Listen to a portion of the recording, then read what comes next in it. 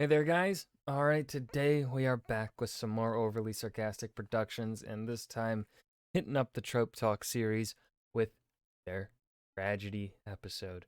Before we dive in, make sure you go and check out the links in the description box below. I would love it if you join the Discord and followed me over at Twitch. Now, tragedy as a writing trope can be extremely cathartic for the reader. Um, it is I enjoy it. However, there does get to a point where it kind of feel, depending upon the series, it can kind of feel like trauma porn. I think is a term for just too much tragedy. I consider The Last of Us 2 falling into trauma porn, and I also consider I've started to consider the Assassin's Creed series also as it, where they're just too reliant upon just turning everything into tragedy and making it just depressing, right? Like the games themselves tend to not end in tragedy.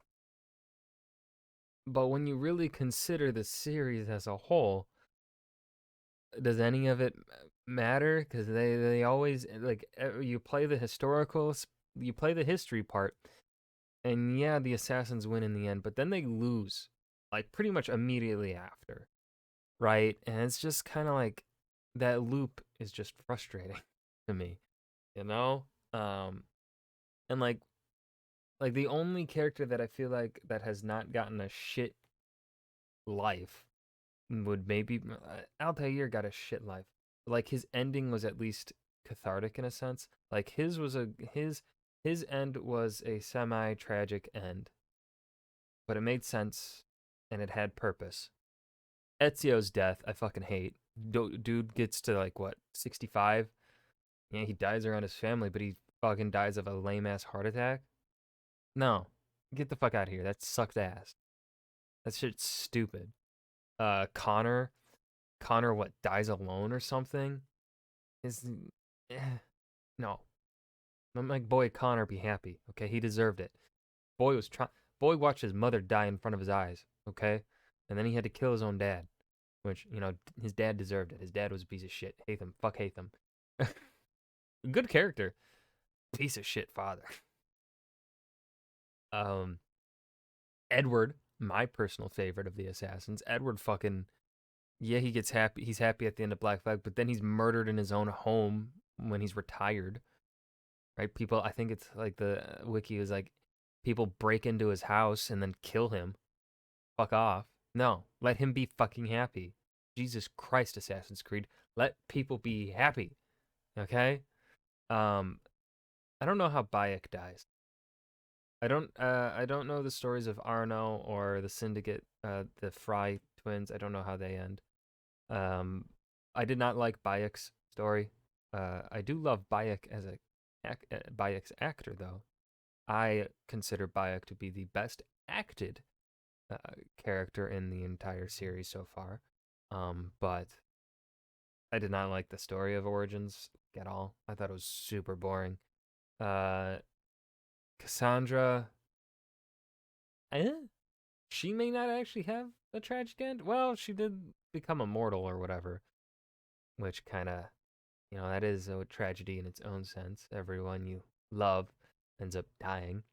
Eivor, knowing what I know about the time period Eivor lives in, I have a feeling that all of Eivor's friends and family are going to end up getting killed by Alfred the Great, and that's why Eivor ends up going to the Americas and dying in the Americas because all his friends and family died in England. When Alfred comes back from his exile in the swamps, and so I'm guessing Eivor also does not get a happy life after the events of his video game. And then we know uh, Basim's story. If you played Valhalla, you know how Basim ends up. Is that the name of the character? I'm butchering it, but yeah, I at a certain. It's just like I don't mind it now and then, right? You gotta have tragedy sprinkled in here and there, but like just to have like the entire series essentially be revolving around a constant cycle of tragedy, it's not enjoyable. I hate it. Um, the one time where I feel like it works is actually the Plague Tale duology, or at least as it currently stands, the Plague Tale duology. I bawled my eyes out at Requiem, and I thought everything that happened, I wasn't like in the case of Assassin's Creed and Last of Us 2.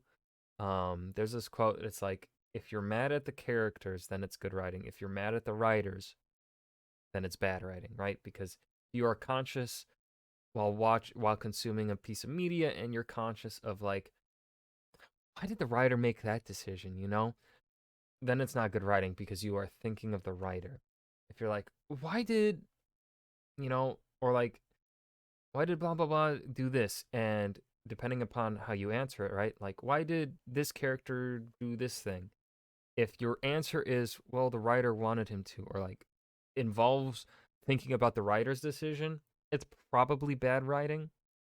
Um, Now, of course, that depends on like if you are a writer yourself, you're probably going to be thinking about a writer's decision, so that right that that muddies this quote a bit. But for people that don't write, I feel like if you are actively thinking about a writer's decisions while consuming a piece of media, then it's not good writing.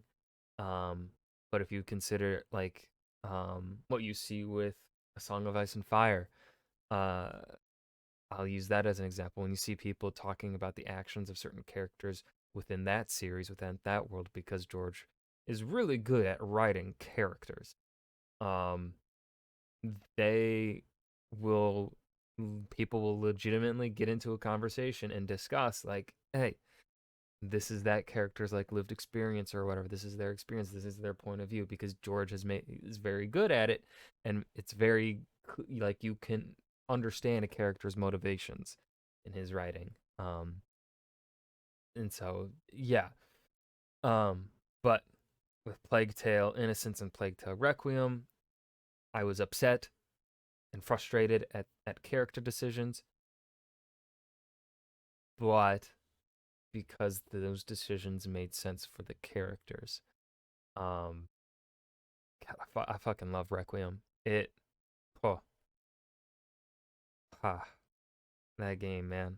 I need to replay it, but I also don't want to cry again. Anyways, This tragedy. video is sponsored by Campfire Blaze. If only I'd realized sooner, so many lives could have been spared.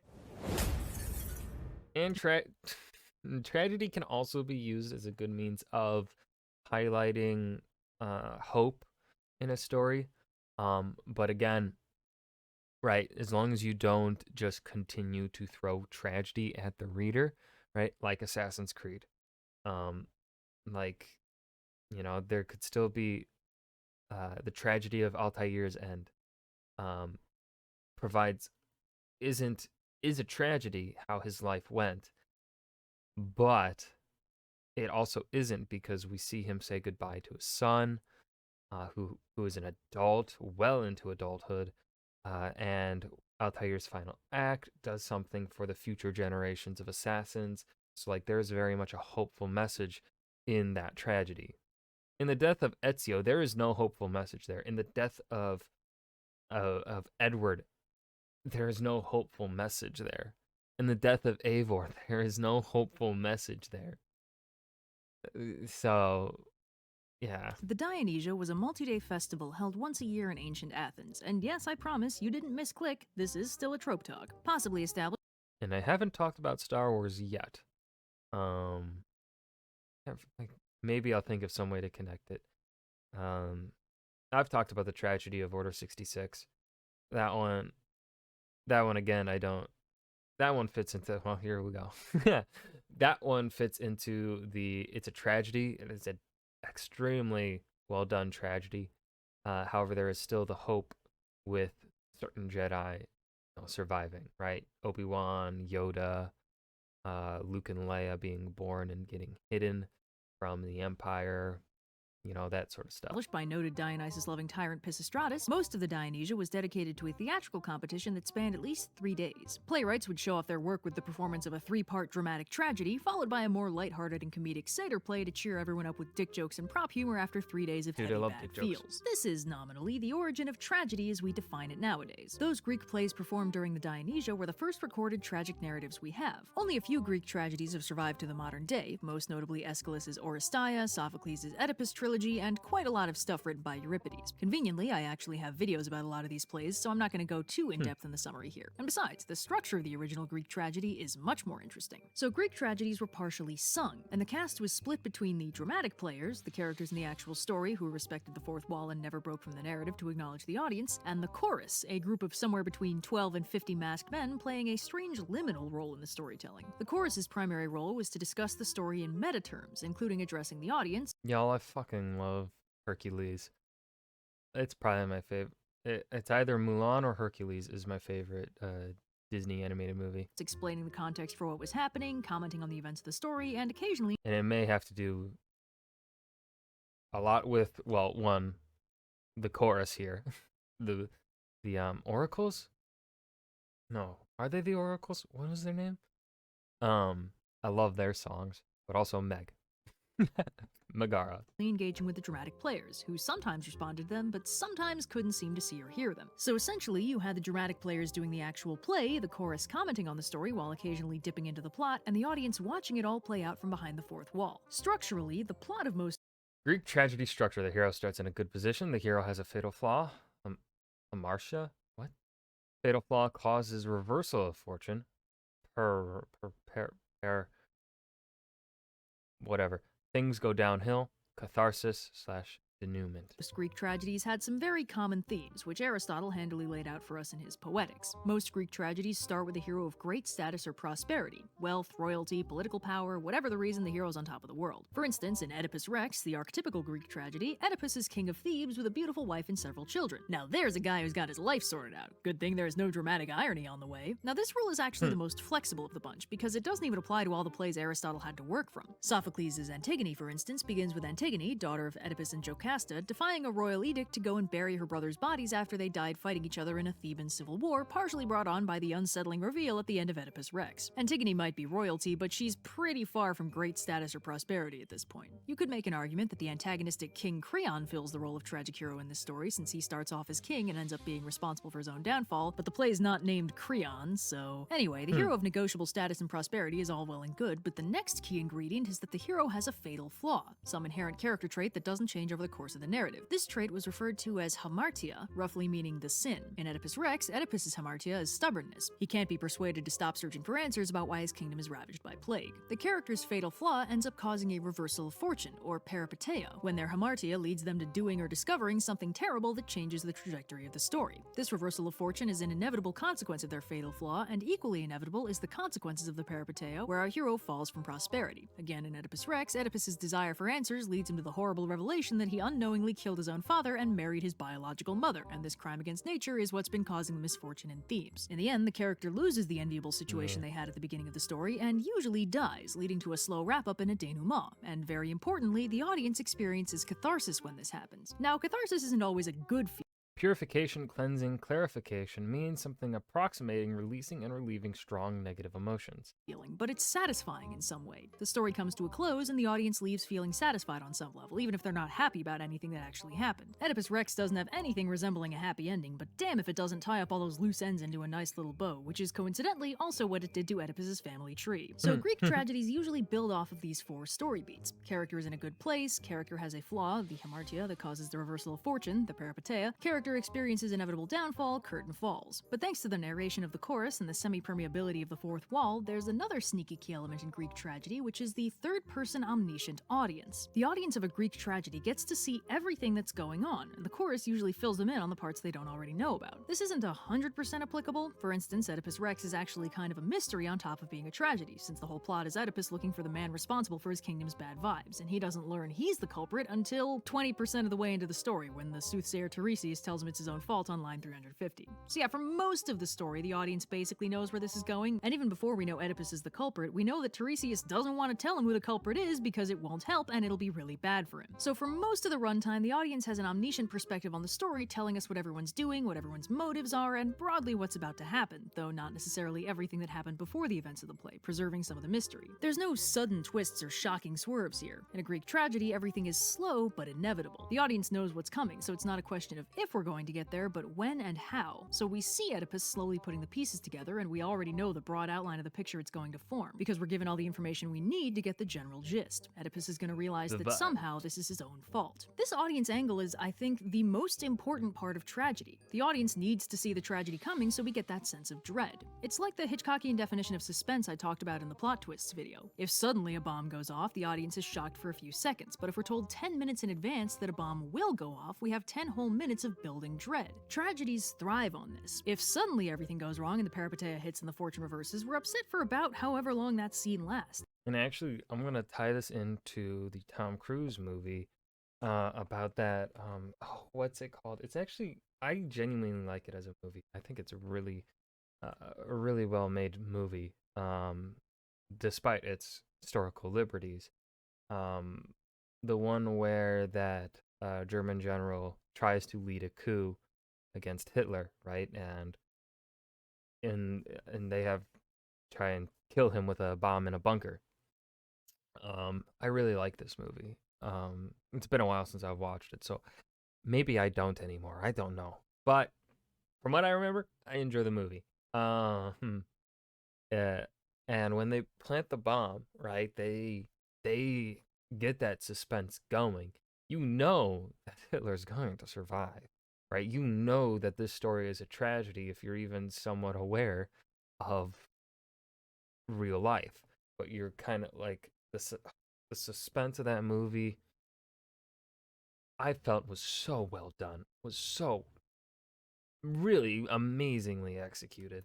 But if we get the hamartia, we see the stage set, we recognize how this character's fatal flaw is going to clash with their circumstances and trigger the reversal of fortune, we're dreading it every step of the way. The most important part of the tragedy is the dread, not the surprise. And unsurprisingly, this key trait. And again, right, like if you are aware of it, right, the creators of that movie, they weren't trying to surprise you.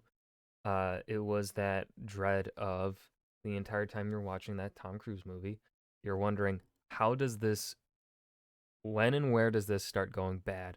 How does this unfold for our protagonists here, right? Trait shows up a lot in the next big wave of tragedies. After Greek tragedies kind of faded out of focus when Rome took center stage, there was a small sprinkling of tragedies in the next millennium and a half. Roman Stoic Seneca wrote a handful of Roman tragedies about classic Greek tragic heroes, but it seems the later Christianization of the region kind of pulled the focus away from these sad stories about icky pagans. There was very little tragic action until the late 1500s, when playwrights started taking a retroactive interest in the great classics. For a few decades, Elizabethan audiences saw a surge in revenge plays, stories where a wronged party wreaks bloody vengeance on the wrongdoers, until they were entirely outcompeted by the bard himself, Shakespeare. Now, our boy Shakespeare wrote a bunch of tragedies, most of Shakespeare's tragedy, everybody dies.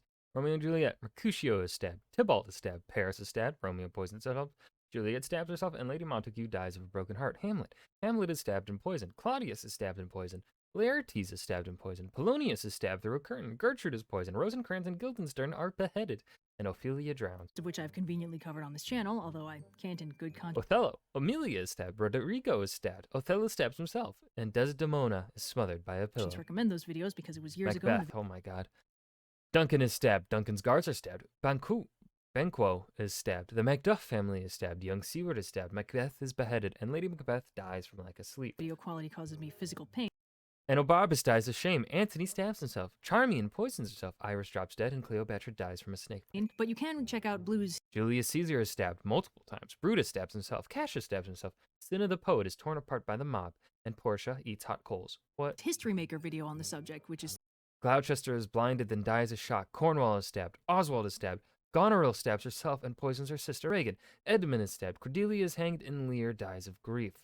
I watched King Lear. I think it was it was a modernization of King Lear all the way back in high school. We took it was for an AP European history trip that we took into the city to watch this play. And I think it was a modern adaptation of King Lear, so like they had guns. It was I don't remember like anything about it. I remember crushing on a couple of the actresses. Um, uh, but it was fun. It was funny. It was a more comedic King Lear, I believe, from what I remember. Um, and man, I don't remember the amount of people dying. Still very good. But anyway, I know this might be a bit of a Oh my hot God, take, but Titus Shakespeare Andronicus, what was the fuck?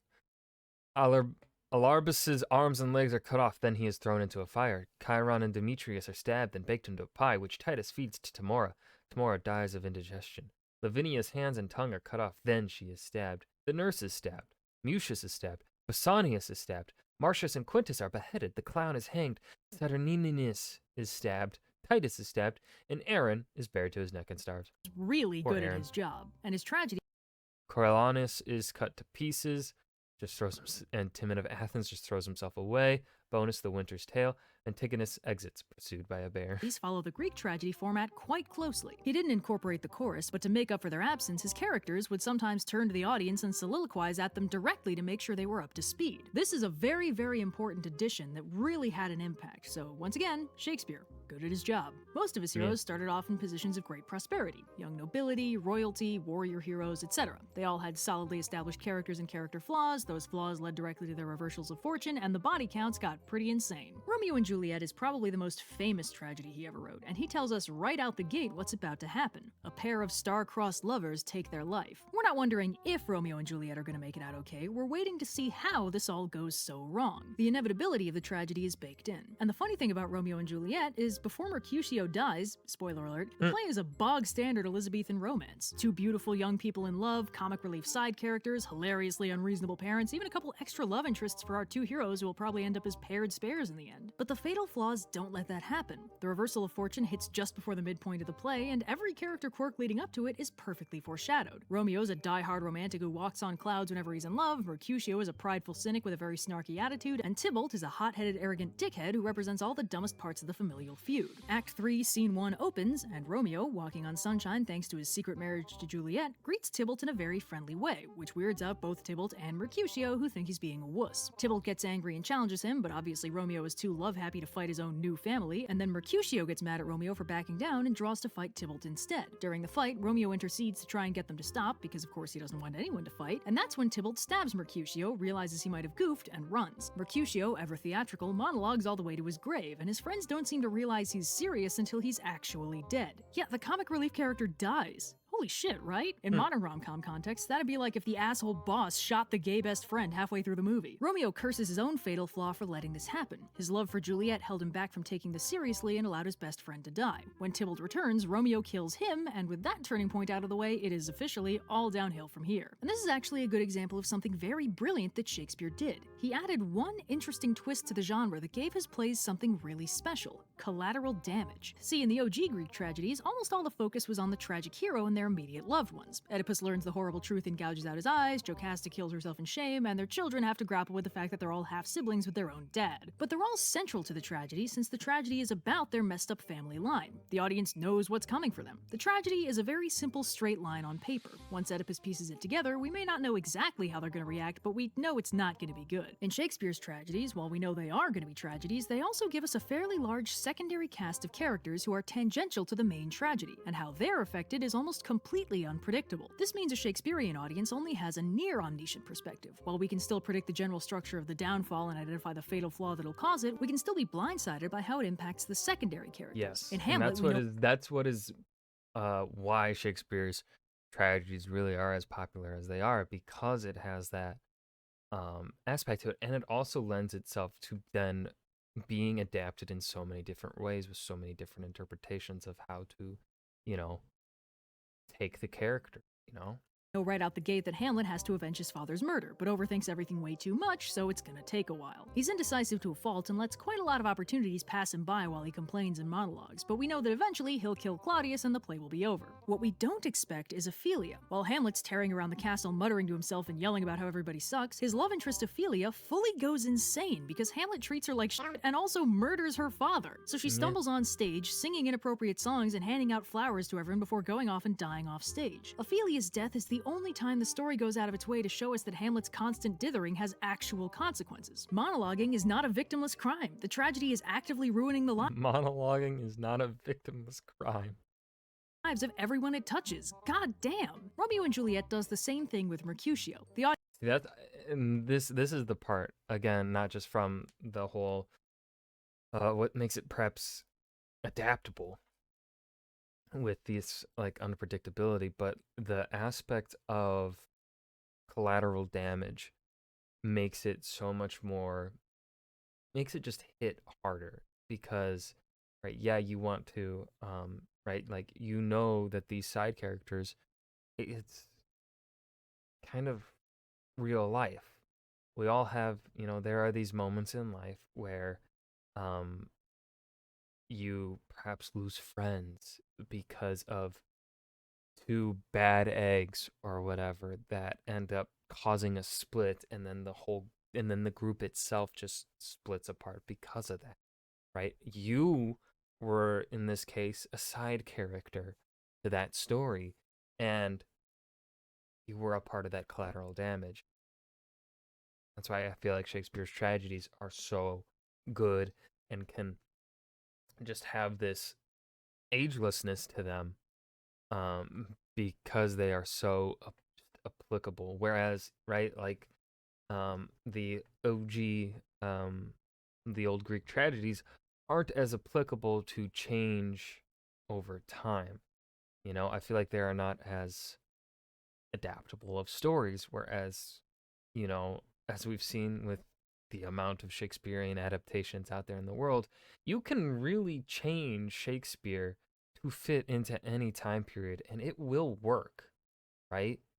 You can put Romeo and Juliet in the modern day and it will work. It can work. You can put them in the 17 or 1800s. You can put them in Roman times. You can put them in any time period and it will work. Same with Macbeth. Now, of course, with the name Macbeth, it kind of maybe limits that one a little bit because of the names. But those names in particular are very, very geographic centric in terms of like Scotland.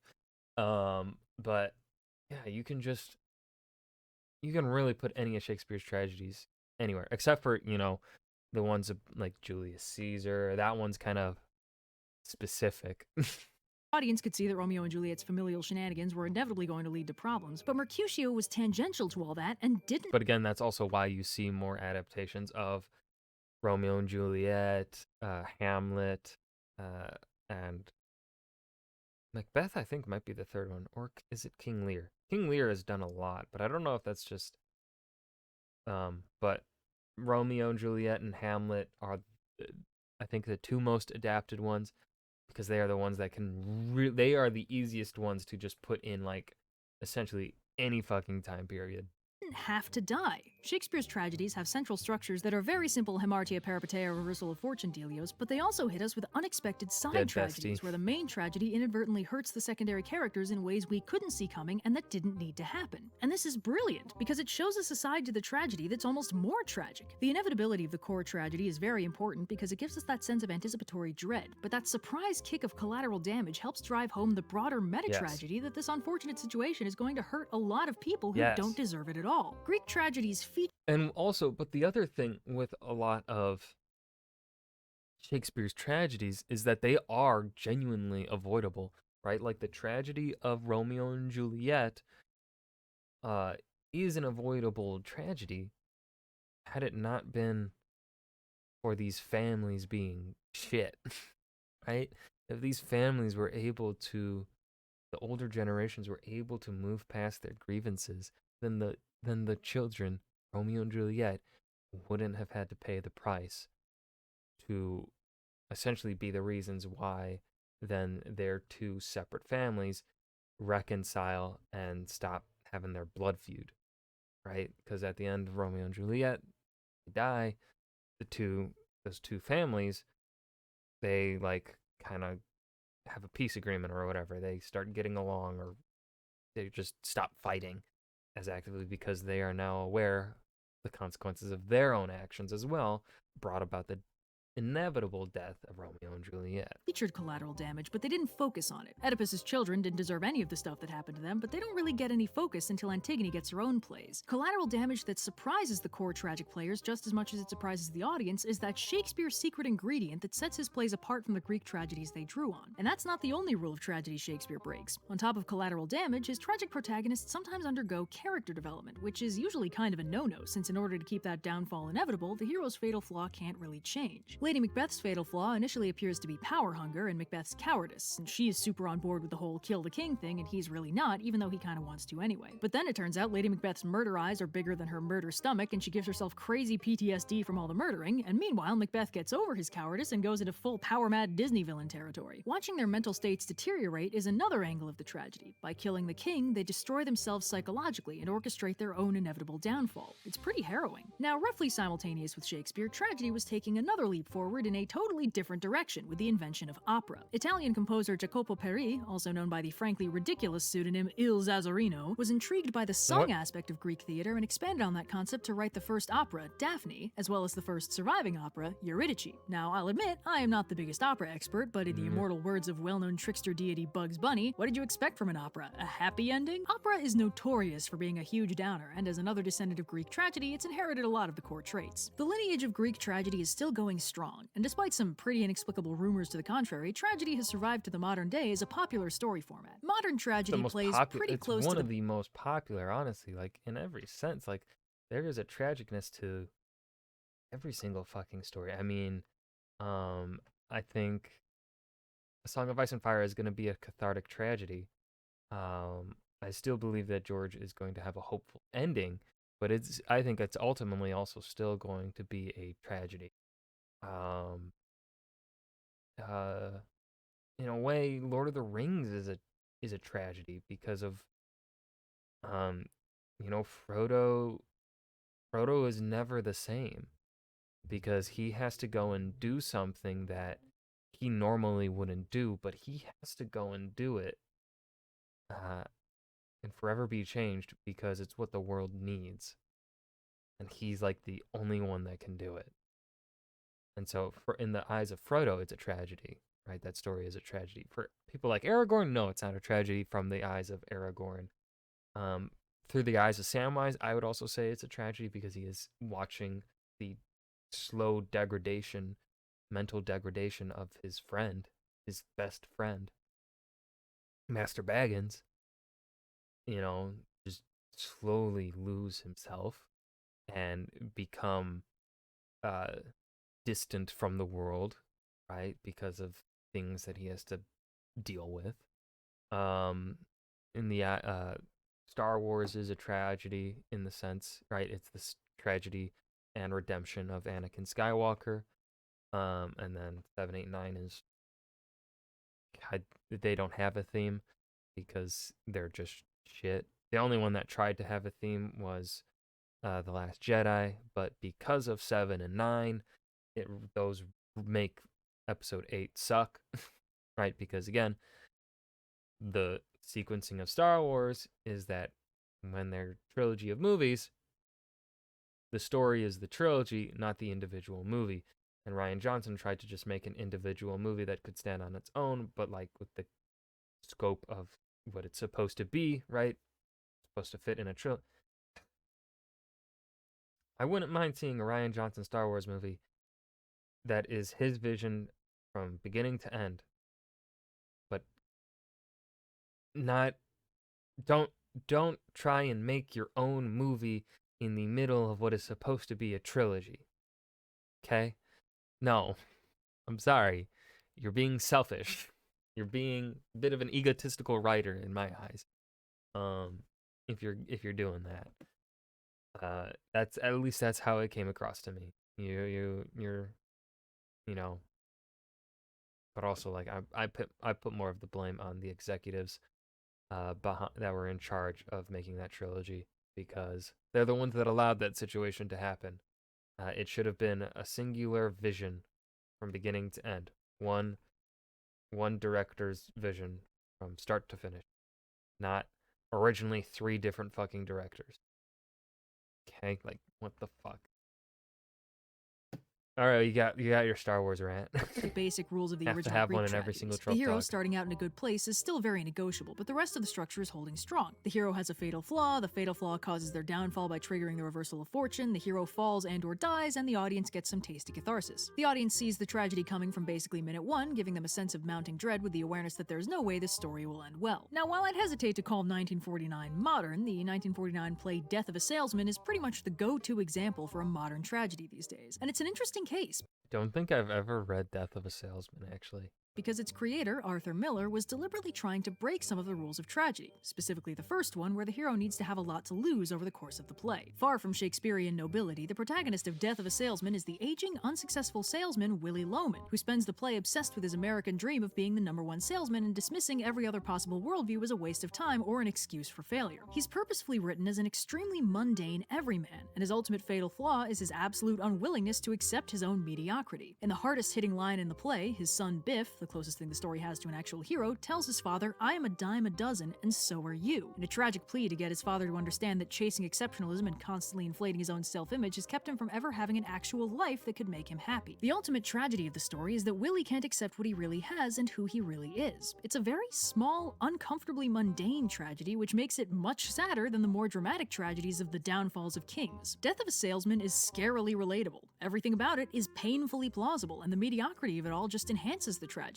When the eponymous salesman eventually dies, for stupid, preventable reasons that he was explicitly told wouldn't work out for him, the only people who care are the family members who are so caught up in his worldview they've become trapped in his cycle of self-delusion. The ultimate tragedy of this story is how small it is. Similar to how Shakespeare recognized that collateral damage is its own form of tragedy, Miller recognized that everyday mundane despair and delusion is also a form of tragedy, and dropping it into a classical tragedy makes it twice as tragic. At least when Hamlet's life fell apart, he got a cool sword fight out of it. The basic structure of tragedy is that the character's fatal flaw causes their downfall and the audience can see it coming. But beyond those core rules, almost anything goes. The tragic hero doesn't need to be hugely successful or powerful, they don't need to learn any lessons, and if you're willing to really depress your audience, you don't even need that catharsis factor for the ending. So modern tragedies sometimes break the Aristotelian mold without losing what actually makes them tragedies, and regularly supplement the core structure with non-traditional tropes to spice up the tragedy. But even at their most basic and by the book, tragedies aren't quite as simple as they look. For one thing, a tragedy is usually only a tragedy from one character's perspective. Since the tragedy typically centers on the tragic hero, they're the character whose perspective we follow. We see their flaw, we see their downfall, we watch them crash and burn. But from everyone else's perspective, the tragic hero is just going through the ringer, and how that affects them varies from story to story. For instance, Hamlet, from the perspective of anyone who isn't Hamlet, is a full-on psychological horror. Troubled young man is haunted by a ghost, driven mad, and kills quite a lot of people?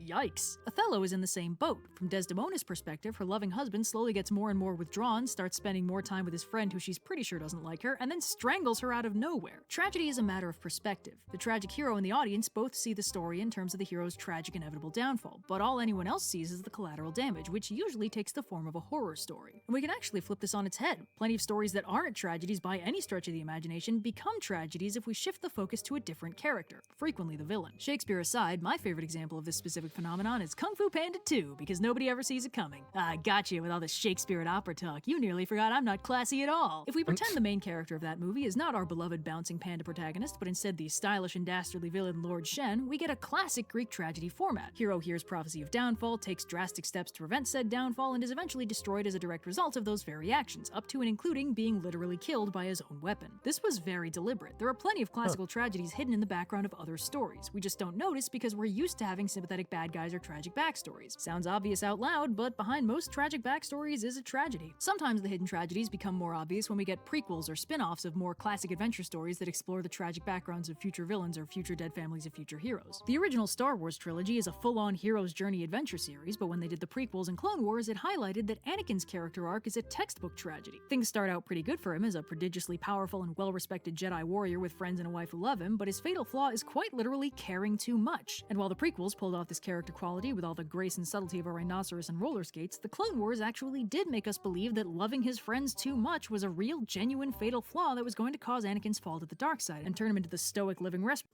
Yeah, this is. I'm so glad. Thank you, Red. Thank you. See, she's talking about Star Wars, so I can talk about it too. I'm justified. Yes. Yes, 100%.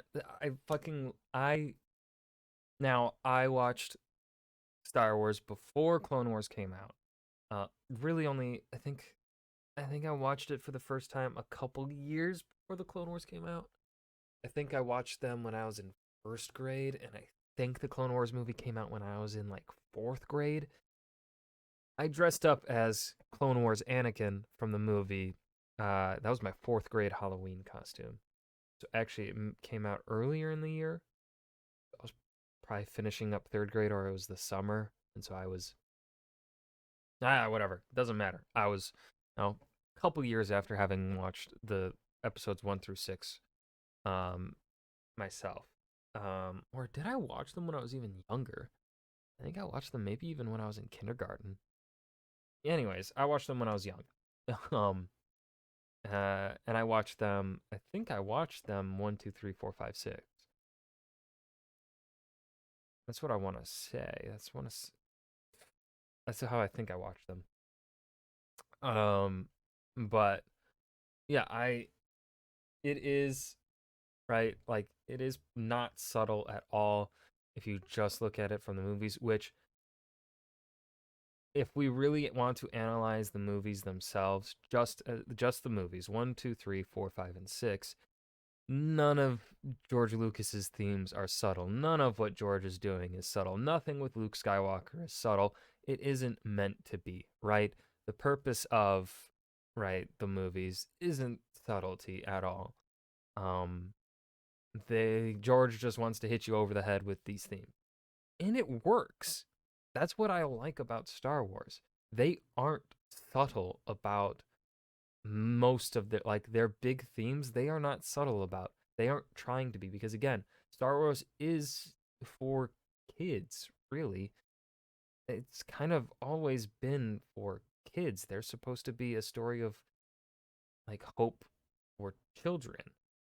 That is also digestible for adults, right? Now of course there are some times where you're kind of looking at it and like, are we sure this one is okay for kids or whatever? And it's like, but really, at least if we take George's word, it's meant for kids, and you kind of see that.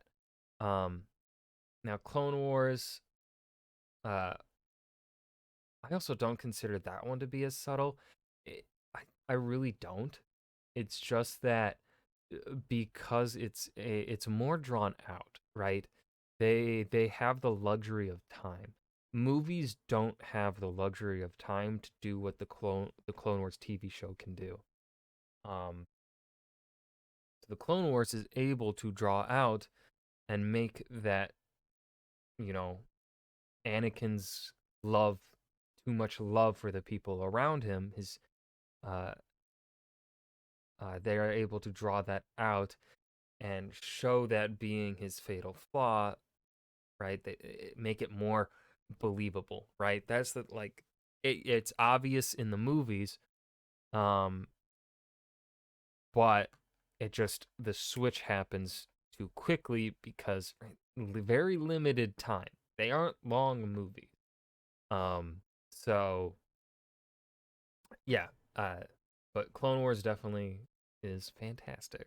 We all know and love. Which brings me to another interesting point. Fatal flaws are entirely a matter of circumstance. Any character trait can become a flaw in the wrong situation. What makes the tragedy inevitable is that the character's unchanging trait bumps up against a situation that turns it into a flaw, and from there, the reaction is inevitable. It's been pointed out before that if Hamlet and Othello swapped tragedies, neither tragedy would have happened. Othello is emotional and impulsive, so all Iago has to do is rile him up and point him in the right direction to get a murder going, while Hamlet is hesitant and calculating to the point of anxiety, and refuses to do anything without monologuing about about it for 40 lines first. If Hamlet were dealing with Iago's machinations, he'd overthink everything for a full 48 hours and make dead sure the person he was supposed to kill actually deserved it. Meanwhile, if a ghost popped up and told Othello to kill someone for murdering his dad, the dude would probably be dead before the ghost was even gone. If Hamlet were impulsive, only Claudius would have died, and if Othello were a calculating overthinker, Iago would be super in prison before the week was out. The recipe for a tragedy is usually less about the character trait and more about the circumstances that would turn that trait into a fatal flaw. Again, Anakin Skywalker. A fatal flaw is just an innocent character trait in the wrong place at the wrong time. So really, crafting a tragedy is more about making a situation that's totally incongruous with your character's strengths, or redirects them in harmful and self-destructive directions. And because it's such an emotionally loaded exploration of a character's depths and flaws, it's totally understandable that this genre has lasted so long. Character-driven narratives are compelling, and tragedies are like train wrecks. You kinda can't look away. So, yeah, and thanks again to Campfire Blaze for... And that was Trope Talk Tragedy. Talked way more than I thought I would. I don't know how I feel like I blabbered on in this one and didn't really make too many good points. I don't know. I'm thinking about the things I said and I'm not vibing too much with them. I don't know if I actually was clear, concise, definitely not concise. I don't know how clear I was or if I made sense or really, sometimes I don't even express my actual thoughts properly in a lot of these videos. Because, like, a lot of you, especially in, like, some of my history videos, you guys will say something, you'll comment something, and I'll be like, that's literally what I said. But you're disagreeing with me, but that's just what I said. Right? And it's like, did I speak words wrong? I don't think I did. And it's how I interpreted it. Anyways, I hope that you guys enjoyed. Remember to hit that like button and subscribe for more. And I will see you guys in the next video. Peace.